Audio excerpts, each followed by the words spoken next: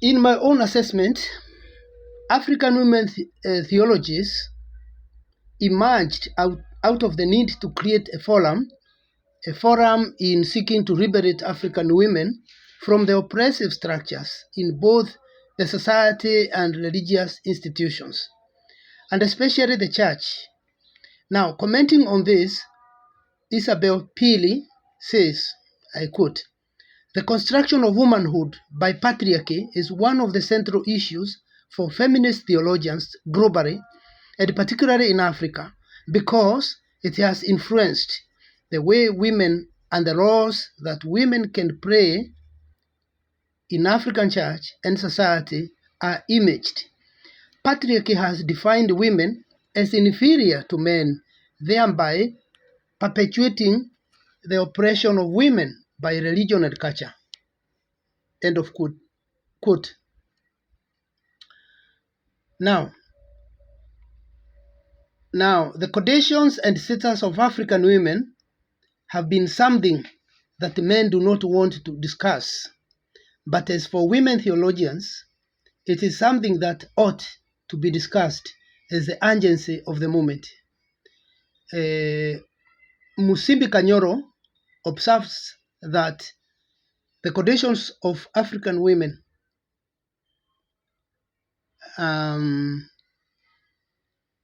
as follows. She says, African women are custodians of cultural practices for generations. African women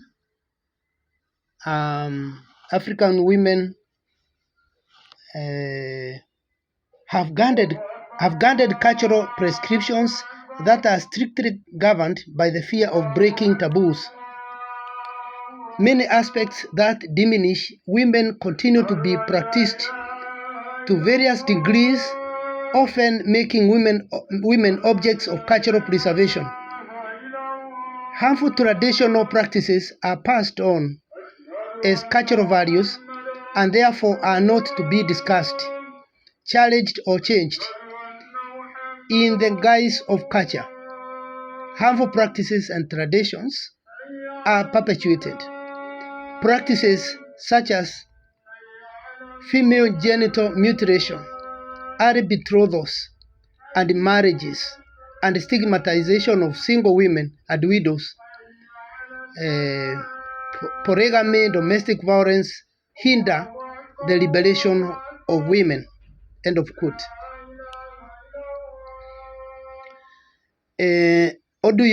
Mercy Oduyoye argues that for years, women have been carrying the knowledge that women were oppressing them. Let me repeat. Oduyoye argues that for years, women have been carrying the knowledge that men were oppressing them, but the conditions were not suitable for them to raise their voices. She says, over time,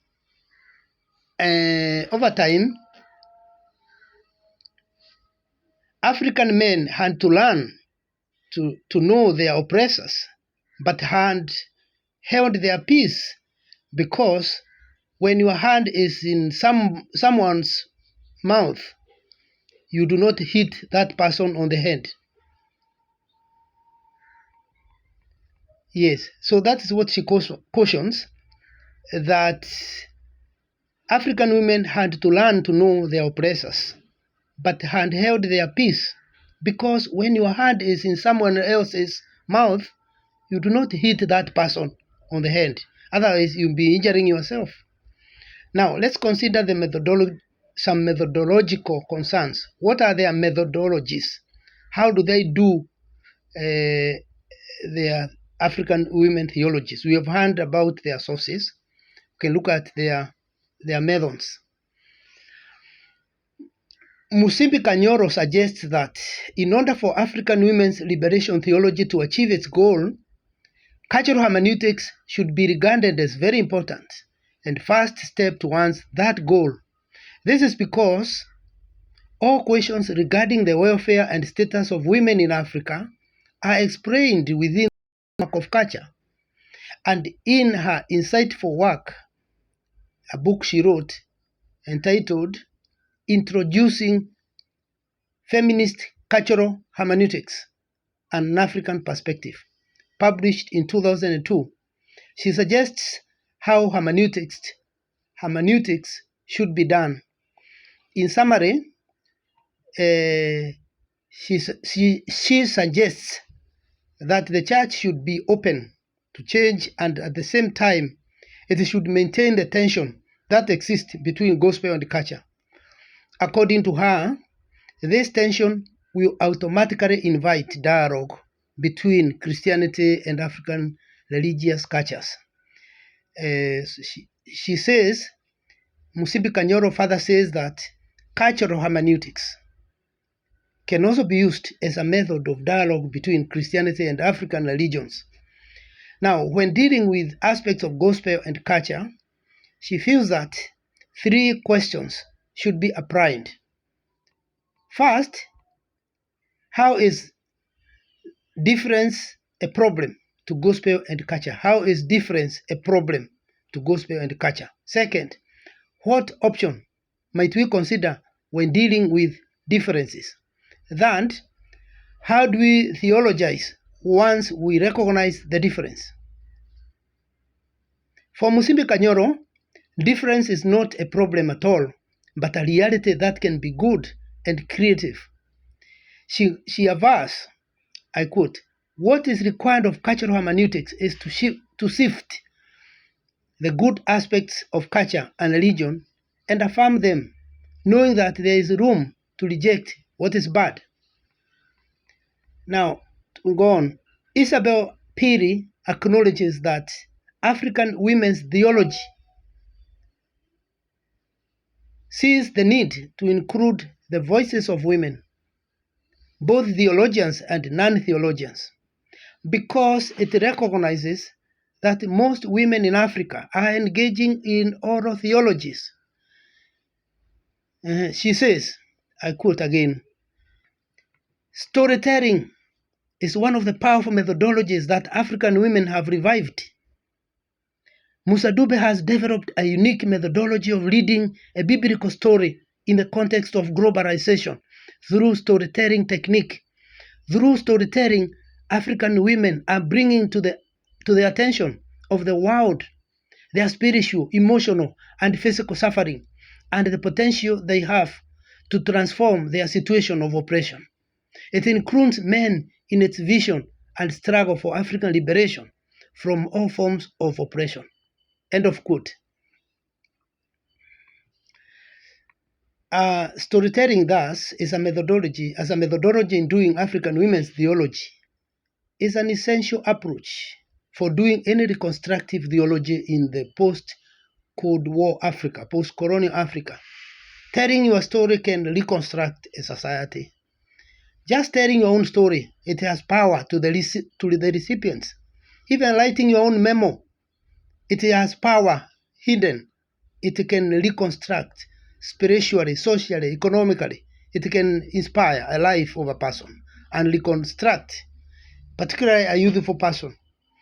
Indeed, storytelling is a tool of healing and reconciliation. In a continent that is recovering from foreign and locally instigated conflicts, storytelling as an avenue of confessing our sins of commission and omission will be very, very crucial.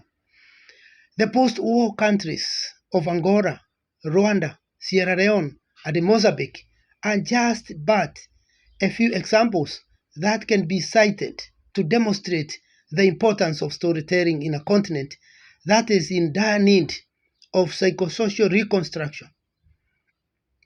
To this end, the North American black theologian, Professor James Cone, captures this view when he says, I quote,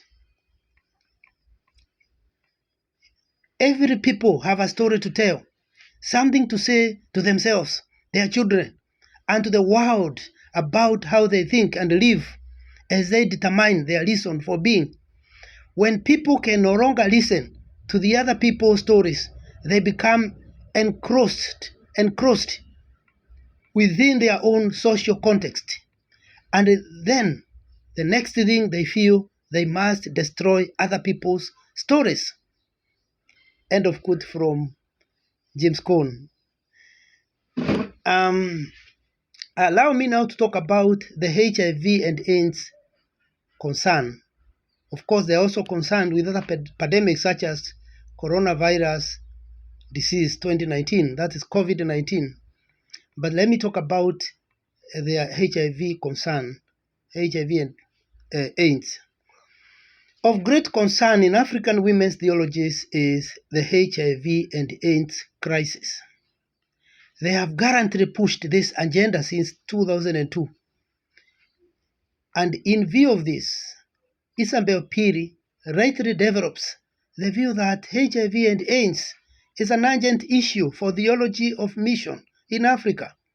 She rejects some conventional wisdom that says that HIV and AIDS is a punishment from God and explains that such retrogressive views would make it difficult for the church to successfully confront the pandemic. Rather, it should be confronted as a challenge that affects all people in tropical Africa with its catastrophic consequences that needs to be addressed with urgency. With marriage in tropical Africa being at great risk, she contends that HIV and AIDS ought to be treated as a gender issue. This, she argues, will guarantee the safety of the African society, considering that marriage is at the center of African community. Now, beside the HIV pandemic, there is also COVID-19. Of course, a lot of papers are flying all over from African women scholars, the theologians in particular.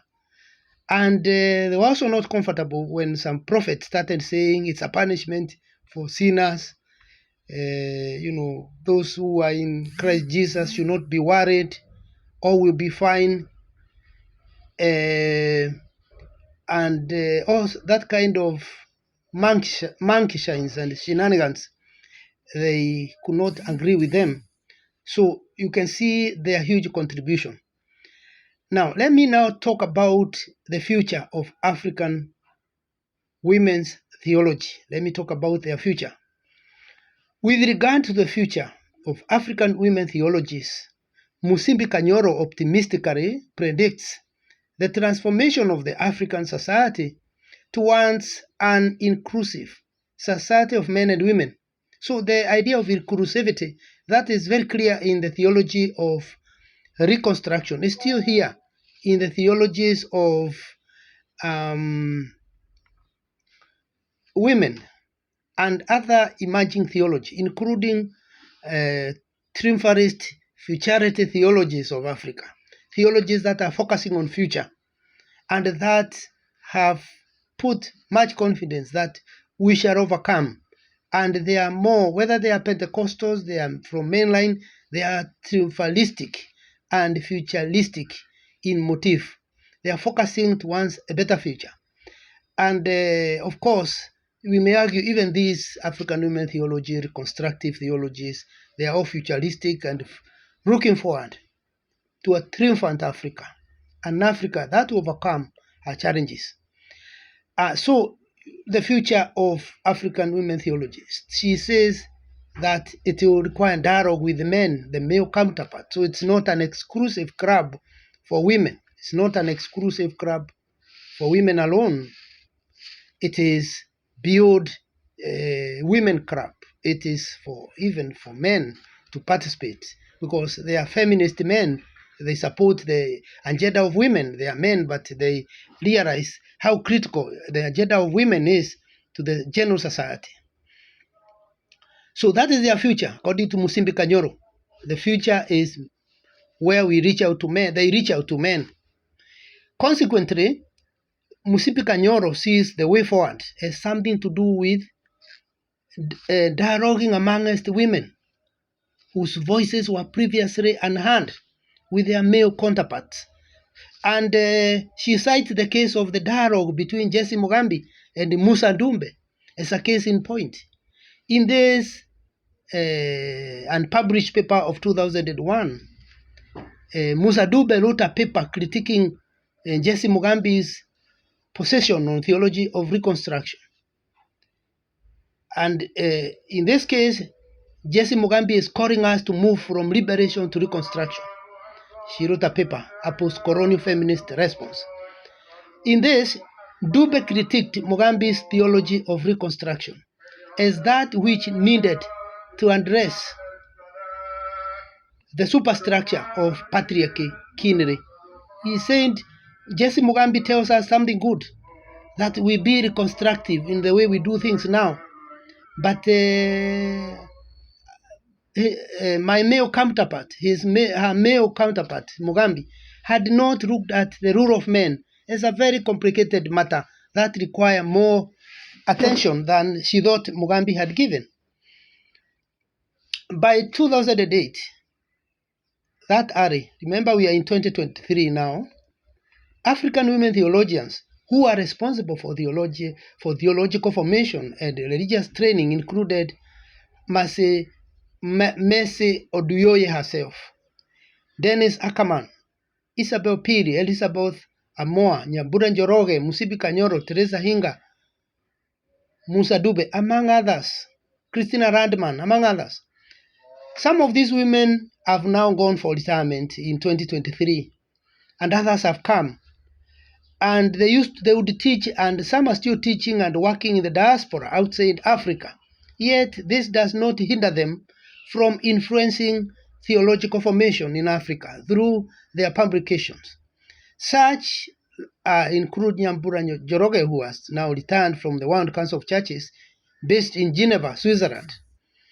In concluding this section, we appreciate that though African women's theology is unique in its own right, some of her concerns or its concerns are also the concerns of other African theological initiative in the post-Cold War Africa. Since 1989, a continent which is grappling with the renewal course of rebirth, course of renaissance, course of rejuvenation, call it economic, social, theological, all forms of rejuvenation, development, rebuilding, democracy, deconstruction, and reconstruction. This drives us to wonder, isn't it appropriate for all African theologies, African women's theology inclusive, to openly acknowledge that the motive could be one, the reconstructive one, the futuristic theologies, triumphalist theologies. The motive is one. Could even be reconstructive or triumphalistic. You have one motive, but it is the common denominator. The fact that we have one motive, it could be reconstructive motive, and it's one common denominator. We stop there and look at the key concerns when we come back. Thank you very much.